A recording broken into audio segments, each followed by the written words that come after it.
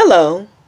Although there are many scams that exist to steal someone's identity, including their credit, there are some things that we can do to reduce our chances of that happening to us. One of those ways is to request a credit freeze from each of the three credit bureaus. That's Equifax, Experian, and TransUnion. You can either request a freeze by visiting each of their sites online, or you can give each of the bureaus a call. Once a credit freeze is in place, if anyone attempts to use your credit, they are unable to. Even if you try to use your credit during a credit freeze, you won't be able to access your own credit. Now, what happens is when you freeze your credit, you are assigned a PIN number. So you're able to lift the freeze temporarily or remove it at any time indefinitely if you choose to.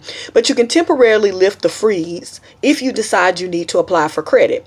But again, this is just one way that you can protect yourself. If you need help taking control of your finances and managing your credit, feel free to contact me so I can help you to get back on track and so that you can continue to build your credit while protecting it. I'm Dr. Andrea Johnson, your doctor of finance. Have a wonderful day.